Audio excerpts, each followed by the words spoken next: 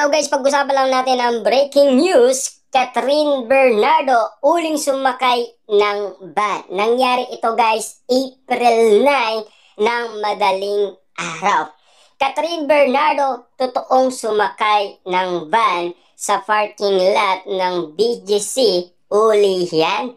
Ang pinag-uusapan nga naman kasi guys, ang kasama niya umano ay si Daniel Padilla. Pag-uusapan muna natin guys ang istorya kung ano ang kaganapan nangyari sa Katniel. Unang-una guys, 'di ba? April 4. Siyempre meron silang ABS-CBN Ball.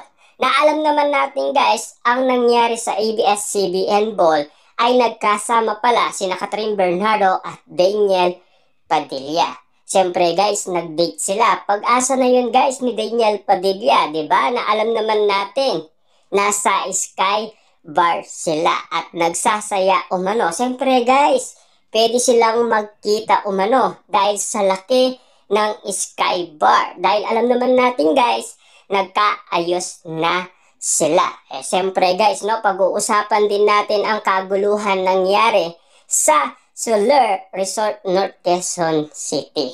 Na alam naman natin, pinag-uusapan ito na meron daw kaguluhan. Pero hindi totoo yun guys. Ang katotohanan niyan, magkasama si Catherine Bernardo at Daniel Padilla. Yung nakita nila guys na eksena, siyempre yun ay excited umano si Kyle at Catherine Bernardo na talagang pinag-uusapan at gumagawa ng paraan ang ABS-CBN para sumikat nga naman kasi guys si Kyle. Alam nyo na siguro guys, si Kyle hindi gaano sikat yan. Kasi pinag-uusapan para dumikit ito sa mga sikat. Para pag-usapan siya. 'Di ba? Para nga naman kasi guys, maging trending ang kanyang pangalan. 'Di ba?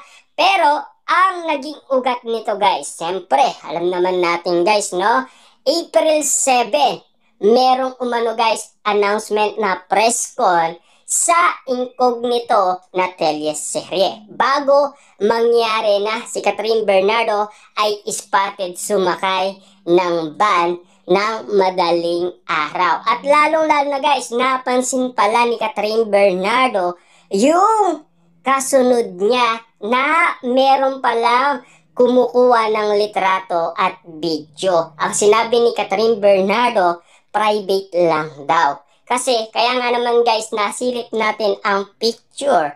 Kasi, pinag-uusapan yan guys sa social media.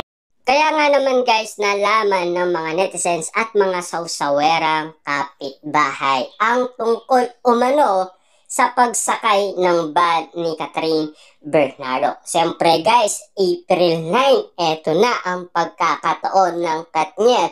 Kasi pinag-uusapan si Daniel Padilla at Catherine Bernardo. At lalong-lalo na guys, may kaguluhan na pinag-uusapan.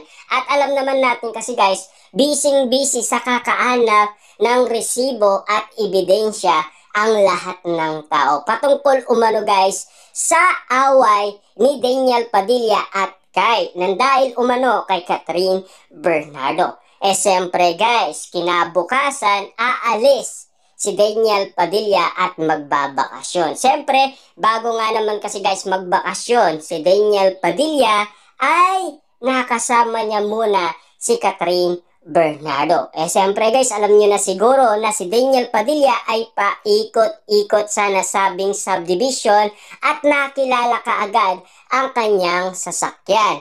Kaya ang pinag-uusapan, nagpalit ng sasakyan si Daniel Padilla para hindi siya makilala. Ang pagkakatanda ko dito guys, si Carla Estrada, meron siyang kaibigan na congressman. At ang pagkakaalam ko rin, si Robin Padilla ay may kaibigan din na congressman. Siyempre guys, pumasok yan sa politiko. At ang pagkakaalam din natin, ang kanyang ama ay may kaibigan niya na congressman. Kaya nga naman guys, malinaw na malinaw kung sino. Kaya nalilito guys ang balita, hindi niya malaman kung si Mayor Mark Alcala at kung sino yung plate number na sasakyan na sinakyan ni Catherine Bernardo. Tignan nyo guys, hindi nakilala si Daniel Padilla, 'di ba? Kasi nag-iba ng sasakyan. Pero kung ginamit niya mismo guys ang kanyang sasakyan, alatado na si Daniel Padilla. Kaya nga naman guys, palihim.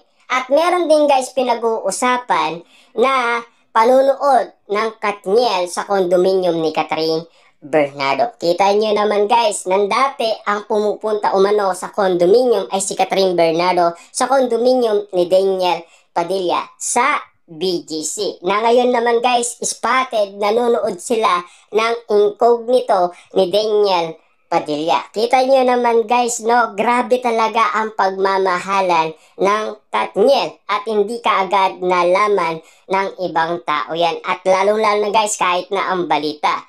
At ito pa guys, ang malinaw na balita. Daniel, tinutulungan si Catherine Bernardo mag-ayos ng gamit sa kondo sa BGC. Ang sweet nilang tignan at ang lambing nilang tignan. Siyempre guys, malapit lang doon si Daniel Padilla at lalong-lalo na pinag-uusapan guys na meron na silang commitment sa isa't isa. At ayon umano guys kay Sian Gaza, 99.9% nagkaayos na ang Katniel.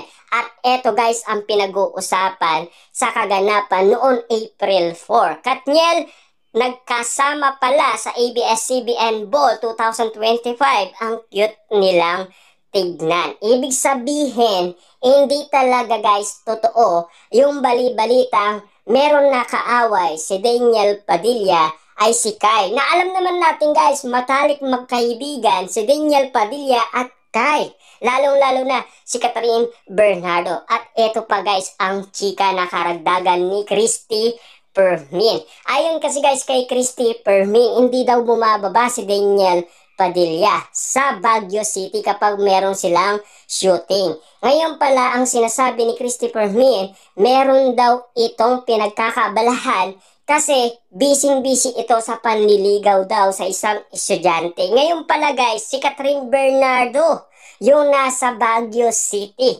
Kaya inahanap niyan guys ng karamihan. At eto pa guys, ang uling-uli sa balita ngayon. Katniel, nagde-date uli. Yan, ayon umano guys sa mga netizens, Daniel, bago nagbakasyon, lumabas muna sila ni Catherine Bernardo, bistado sa restaurant. Tandaan ninyo guys, nangyari na sumakay si Catherine Bernardo April 9. Umalis si Daniel at nagbakasyon April 10 naman.